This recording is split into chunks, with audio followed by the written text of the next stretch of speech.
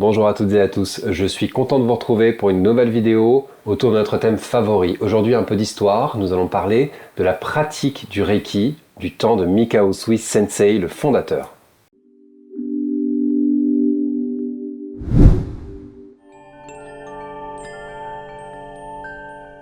Comment Mikao Usui enseignait le Reiki, c'est ce que nous allons voir maintenant. Mikao Usui a créé son système. Aujourd'hui, on l'appelle l'Usui Reiki Ryoho.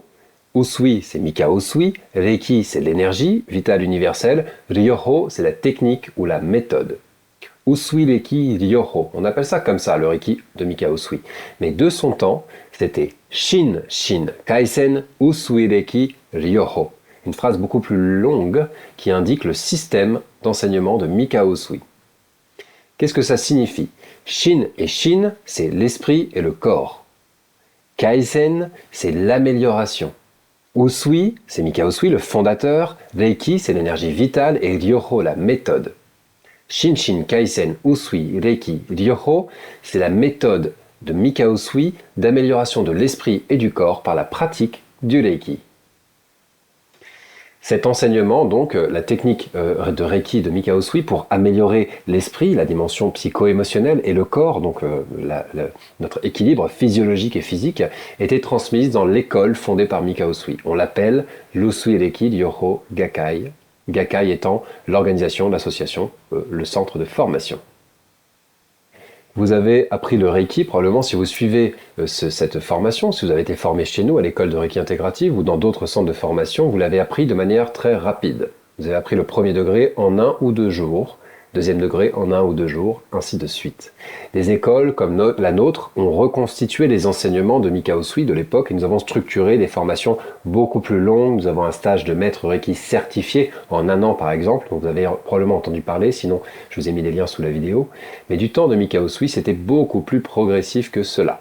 Je vais donc vous expliquer comment est-ce qu'on enseignait le Reiki, comment le premier degré et le deuxième degré étaient transmis du temps d'Usui. Je vais vous parler des transformations qui ont eu lieu et je vais vous donner mon avis sur l'intérêt d'avoir peut-être modifié les enseignements du Reiki Usui ou non en fin de vidéo.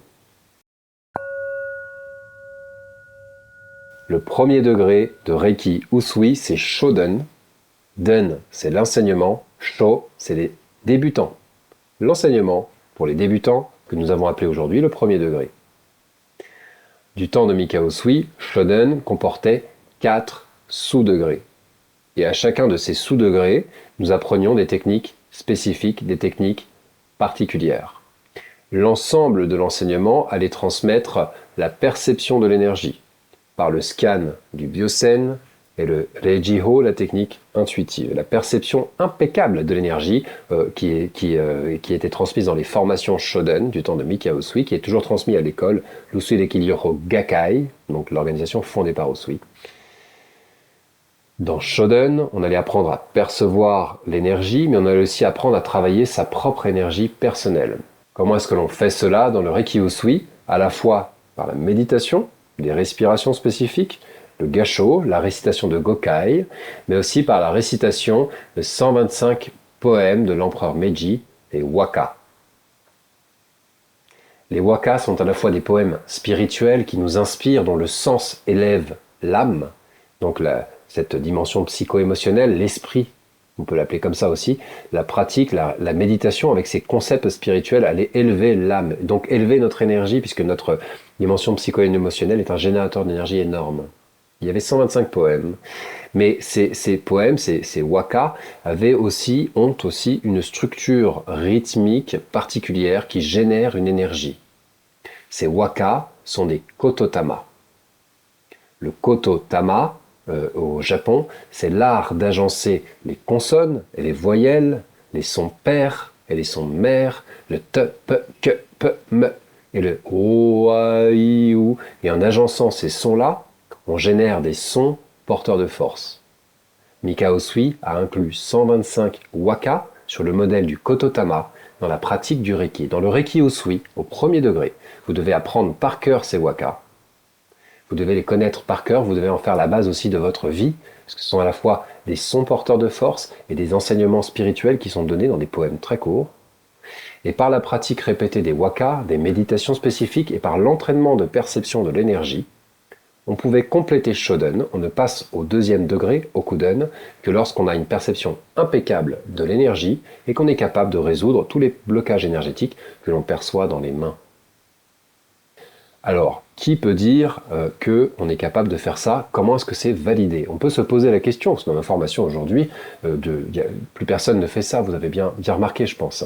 Alors, dans le Reiki Usui, c'est comme ça que ça fonctionne. Et aujourd'hui, du temps de Mikao Usui, c'était peut-être un peu différent, mais aujourd'hui, selon Hiroshi Doi, c'est un collège de Shihan, ce sont tous les professeurs de l'école. Shihan veut dire professeur. Aujourd'hui, on dit maître Reiki. Du temps de Mikao Usui, on disait Shihan, professeur, qui doivent observer votre pratique, qui vous instruisent, mais qui regardent aussi où est-ce que vous en êtes. Et lorsqu'ils sont tous d'accord, à l'unanimité, pour dire que vous êtes capable de passer à Okuden, alors vous êtes proposé à Okuden.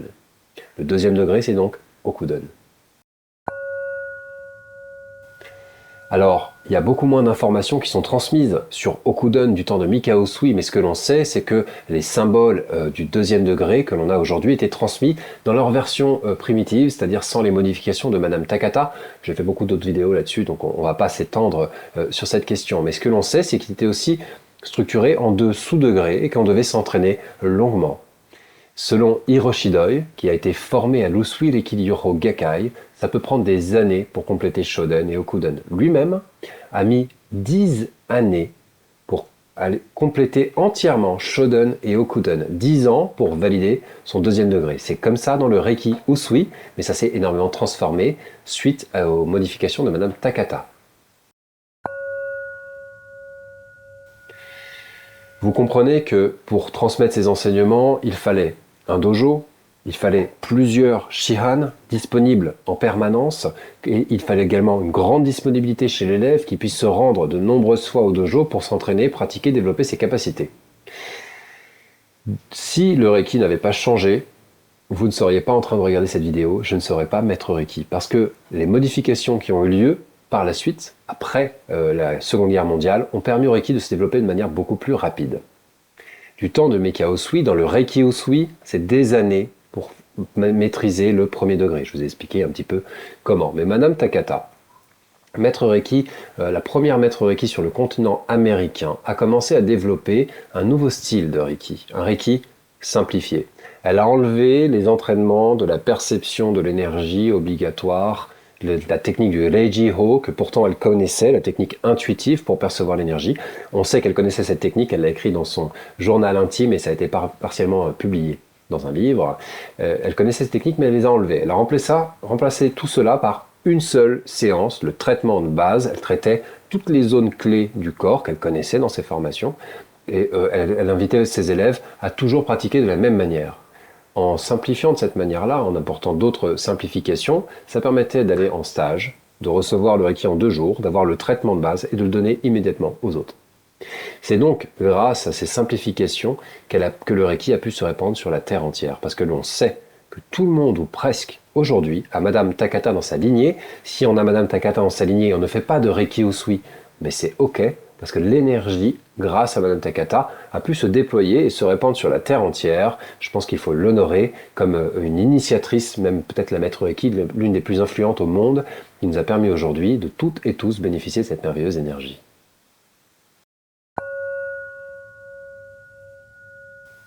Parce que c'était ça la volonté de Mikao Usui, c'était que le Reiki se répande sur la Terre entière.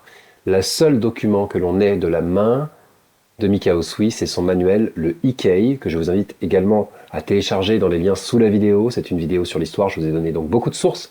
Ce document a été authentifié par des scientifiques, notamment Justin B. Stein, qui est un scientifique américain, qui a validé que ce document était provenait bien de Mikao Usui, selon des recherches scientifiques.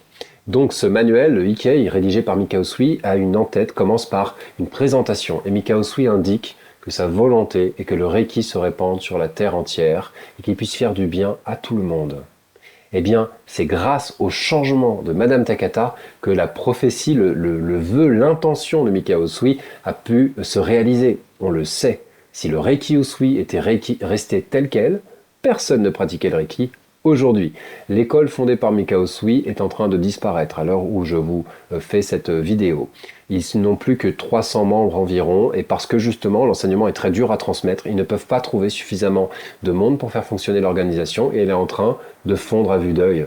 Mais grâce à l'intention de départ de Mikao Usui et grâce à la bonne volonté de tous les maîtres qui l'ont suivi, on doit citer Shujiro Hayashi, Madame Takata et beaucoup d'autres, et grâce à vous qui pratiquez et transmettez les enseignements autour de vous, l'intention de départ de Mikao Usui est en train de se réaliser. Tout le monde aujourd'hui a entendu parler du Reiki et de plus en plus de personnes le pratiquent et surtout, nous sommes de plus en plus nombreux à en bénéficier et à nous sentir de mieux en mieux grâce à l'intention du fondateur. Donc oui, le Reiki Usui a complètement disparu aujourd'hui, ou presque, mais nous sommes toujours dans la lignée de Mikao Usui à transmettre ses enseignements et sa volonté d'un mieux-être général. Et maintenant, je vous pose la question du jour. Quelle est votre technique de Reiki préférée? Mettez votre réponse dans les commentaires et discutons ensemble. Je vous rappelle que nous avons une formation en e-learning que vous pouvez faire chez vous à votre rythme si vous souhaitez développer vos capacités selon toutes les recherches que j'ai pu faire au sein de l'école de Reiki intégrative. Cliquez ici pour faire cette formation chez vous à votre rythme ou dans le lien sous la vidéo. En attendant, je vous dis à bientôt pour d'autres vidéos sur le même thème. Bye bye.